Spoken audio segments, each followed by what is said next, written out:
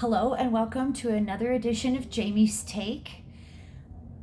The rental market has been a source of great discussion, and I'm sticking to this topic yet again to show you the results of the Corcoran report for the month of April.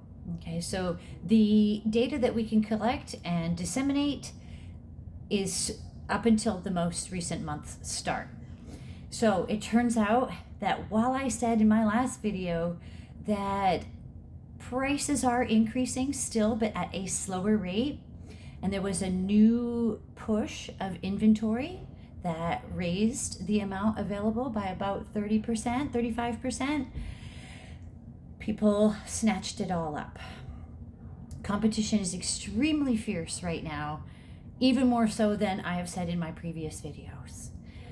I did pick up a 2-bedroom last week for 2 young fellows, by which we were passed over, rejected in favor of a primary applicant who did walk away from the lease, and we had an opportunity to snatch it, and boy did we.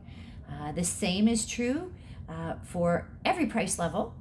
Just today I have an approval for somebody at the 8,000 and higher level, but we were very definitely in the pool with numerous other well-qualified applicants. And in that scenario, like I've said before in my videos, selecting the soonest possible date is going to be the most attractive for a landlord looking at prospective tenants. And in our case, it would seem that the applicants might have been equal, except my applicant was willing to go sooner.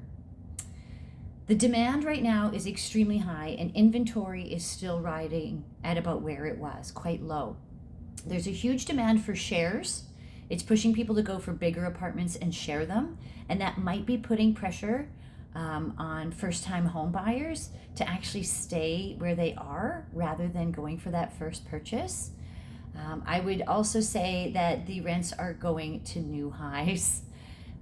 The new median rent, which I think is an all-time high, is $4,041. But let's take a look at the report. Also, do know that if you are hunting right now, inventory is so low that the odds of you seeing pretty much only occupied apartments at this juncture are almost 100%. I rarely am seeing vacant units right now to show my clients. Almost everything is occupied, and that's a really big sign that things are renting before the people are even moving out.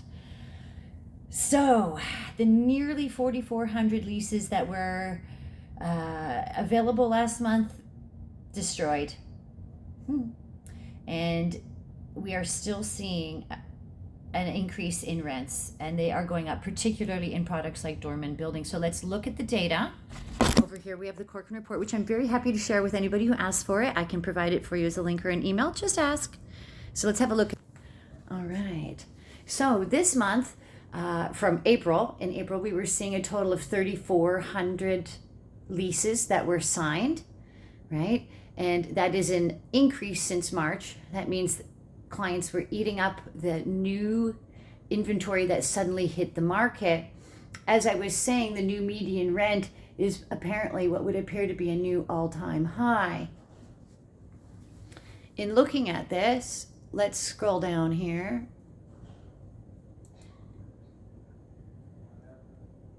Okay, active listings.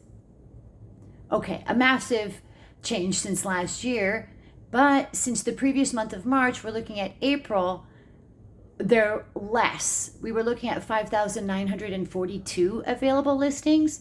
That number is lower this month, less inventory available. Visible vacancy has stayed approximately the same. Last month, we were looking at 1.85. Now we're looking at 1.83. That's very little change. I don't pay attention to days on market because sometimes agents are busy or lazy and do not always close off their listings as quickly as they should. Now, in looking at leases signed by neighborhood, the Upper East Side definitely is getting a lot of attention. The Upper East Side has always been considered a bastion of increased square footage and decreased price, but it would seem that people have really gravitated towards the Upper East Side where I live. And if you'll notice, the vacancy, oh goodness, the vacancy is down to 1.17%. And if I had a nickel for everybody who asked me for an apartment in the West Village, I'd be a rich woman. There's almost no inventory going on there right now. I would also say that looking for something in Gramercy has been really difficult. And one of the greatest sources of inventory right now, and still has been for some time, has been Midtown East. As I've always been saying, the average rent and their increases seems to be highly related to the amount of vacancy by neighborhood. If you are attempting to get an apartment right now, there is a really good chance that you're going to get rejected, possibly multiple times. Always do the best you can to prepare your best application. And as I've said many times before, I recommend, even if you're fully qualified, have a guarantor and have that guarantor brought to the table at the outset of your application. Using the expertise of an agent right now could really be something that is a great advantage to you. Some agents would like to get rid of whatever units that they have quite quickly in this market, and it's very easy to do. One of the reasons they want to do that is so that they decrease the amount of effort and intensity they have to put into an ad, as well as the cost of advertising in general. So I've noticed that agents who are quite successful and have a certain amount of inventory coming in, or at least trickling in, are largely reaching out to their fellow agents, seeking a tenant that they can just have done right away. Inside deals almost. My colleagues are very quick to provide a tenant, and I don't need to go looking for it. That being said, if you're visiting apartments, a good bit of etiquette for the person who is visiting an apartment. If it is a occupied apartment, always take off your shoes. Try not to be loud and intrusive. If you want to take pictures or film inside of an apartment that is occupied by somebody, always ask.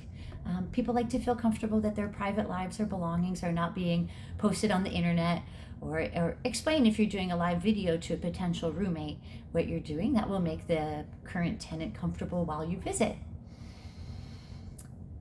Everything is fee right now.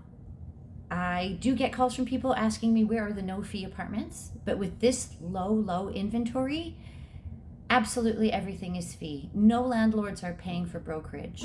They're not paying for the brokerage to be taken care of for them. They're not paying bounties to agents to locate good tenants for them. They're not. When they're looking out the window, they're seeing a line of 30 people. I am seeing open houses with 30 people lined up in the hallways like a line of ants. So prepare yourselves. Don't internalize any rejections. Somebody got there before you, had a bit better application than you. Hopefully you're striking a chord with landlords that are looking at applications in a numerical order as they arrive. I think that gives people a better chance to be reviewed. Many landlords are looking at multiple applications at once and choosing their preferred one, both based on date and qualifications. In this market, you're going to have to keep a cool head. You're going to have to keep constant pressure. You're going to keep looking at apartments even if you've applied. And one of the things that I think you guys should know is that if you've been applying persistently to apartments and having your credit checked, that often costs you a point or two of your credit score.